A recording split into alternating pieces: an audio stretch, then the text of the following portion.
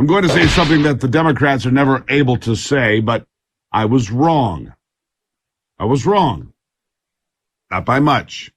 I was wrong about the case of a 10-year-old girl from Ohio seeking an abortion. It turns out it's true, after all. It also turns out that she was raped by an illegal alien repeatedly. Now, I had questioned the veracity of the story a few times over the last couple of days, but it turns out to be true. However, unlike the way it was presented as a reason to allow abortion in America, and by the way, the majority of Americans would allow for such an exception, but like I started to say, Ohio law would allow for an abortion in the case of a young girl, too, which is not at all what was reported by the Indianapolis Star, or its source, or numerous other outlets across this country that picked the story up and repeated it breathlessly for days. Now, both the alleged rapist, a Guatemalan national by the name of Gerson Fuentes, who is 27 years old, by the way, raping a 10-year-old, is in the country illegally as part of Joe Biden's open border policies. And the doctor who reported the rape of the 10-year-old to the paper in some great detail are now facing charges in the case as well.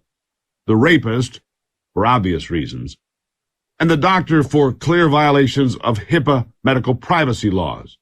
What I can't figure out is why no one in the Biden administration has been charged with treason, aiding and abetting your enemies, giving them aid and comfort, your enemies being those that come here unvetted, unchecked, and then have them unleashed on this country.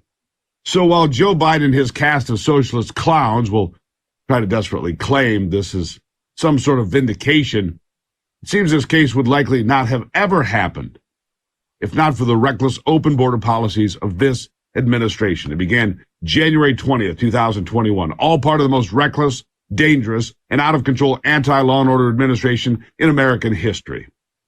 One that thinks it can pick and choose what laws it wants to follow. And frankly, it does. It's an administration that has witnessed an unprecedented invasion at the southern border, an explosion of violent crime all over this nation, most notably in the blue-run cities of America. Several cities have set new records for murder, rape, armed robbery, assault, and so much more. You've seen the open-air opioid dens. The school children in places like San Francisco have to wade through when they get off the school bus. And then there's the violent attacks in places like New York, where innocent subway riders, including teenagers, have been murdered recently.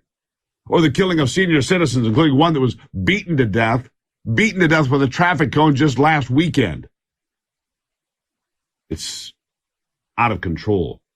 Yet the soft-on-crime socialists will defend the indefensible exposure of the community to violent thugs and criminals that have been fueled by the soft-on-crime George Soros-elected district attorneys and bail program reforms that set criminals free with little or no bond at all, including over violent crimes that happens over and over and over again.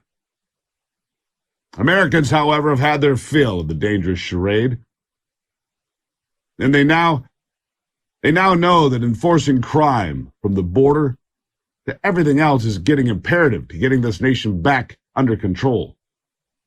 There's no two ways about it.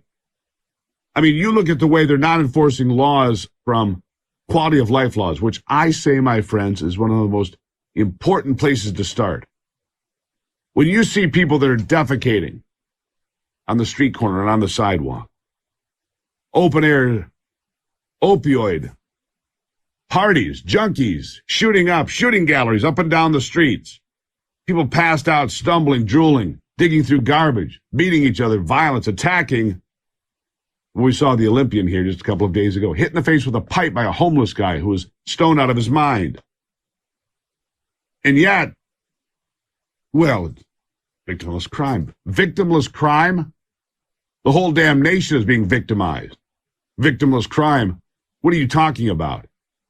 Look at the children that have to wade through these opioid dens of filth and disaster. They think it's okay. Oh, drugs are fine. It's a victimless crime. Victimless. Hardly. So the crime explosion is completely out of control. I'm going to start here with Bite 7 because I find this remarkable. One of the most woke corporations in America is closing stores all over the country, Starbucks stores, being shut down. I told you yesterday about 6 in Seattle alone. Well, that was just the beginning, apparently. I've learned it's happening everywhere because of dangerous crime spikes in America. Again, it's bite number 7. Go. Starbucks is closing more than a dozen locations due to safety concerns. Among them is the one located at Union Station. So according to a memo, the decision came after company executives read through incident reports filed by employees. The workers at the locations that are closing will be able to transfer to other stores. The National Retail Federation says organized retail crime gangs and workplace violence are growing concerns nationwide.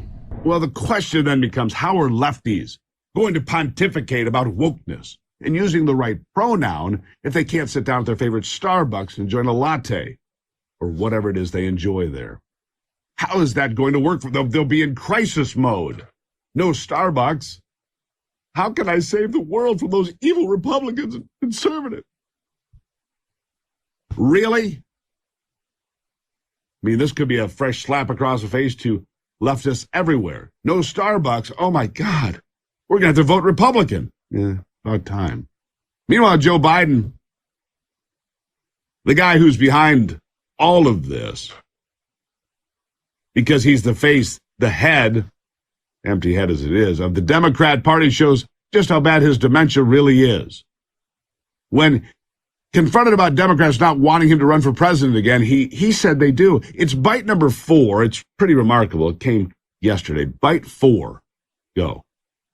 Mr. President, what's your message to Democrats who don't want you to run again?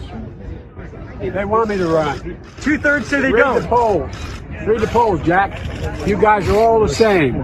That poll showed that 92% of Democrats, if I ran, would vote for me.